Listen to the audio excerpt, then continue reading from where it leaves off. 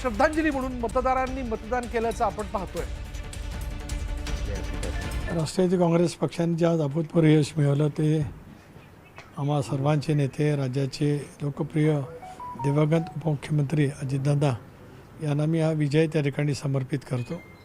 रायगडच्या जनतेचे मी आभार मानतोच, परंतु या संबंध कठीण कालावधीमध्ये जनतेची, कार्यकर्त्यांची एकतरीची परीक्षा असते। दादांनी रायगडकरांना दिलेलं अभूतपूर्व असं प्रेम, हे त्या पुण्याच्या बळावरती आम्ही चांगले यश मिळवू शकलो। ओके, परंतु कुठं त्रिशंकू परिस्थिती ही पाहायला मिळते। कुणाची सत्ता येईल हे सांगितलं जात नाही, कुणाची मदत आपल्याकडून घेतली जाईल? नाही, मी वारंवार हे स्पष्ट केलं होतं की राष्ट्रवादी काँग्रेस पक्ष आणि भारतीय जनता पक्षाची आम्ही युती केली। दक्षिण रायगडमध्ये आम्ही युती केली। जरूर कर्जत खालापूरमध्ये आमच्यासोबत उद्धव बाळासाहेब ठाकरे या शिवसेनेचे सदस्य त्या ठिकाणी आहेत, त्यामुळे आम्ही सत्तेची समीकरणं योग्य रीतीने पार पाडू। सोबत शिवसेनेला घेतलं जाईल शिंदे गटात? आज या बाबतीमध्ये मी काय बोलू इच्छित नाही। याचं कारण शेवटी मी आणि भारतीय जनता पक्ष आम्ही एकत्रित आहोत। आम्ही या संदर्भातला चर्चा करू आणि मग निर्णय करू, अजून त्याला वेळ आहे।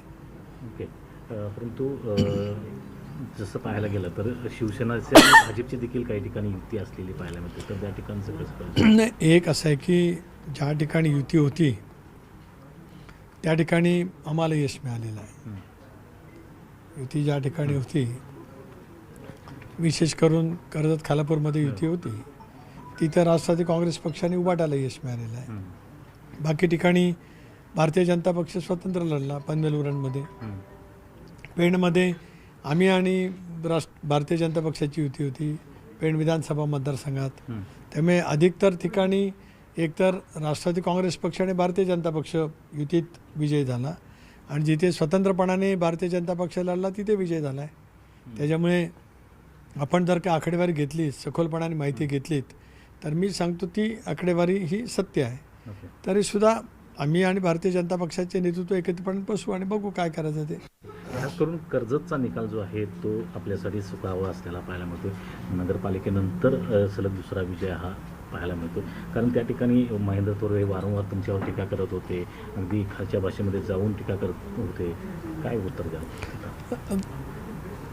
त्यांच्या टीकेला जनतेने चोखपणाचं उत्तर दिलं आहे। कर्जत तालुक्यात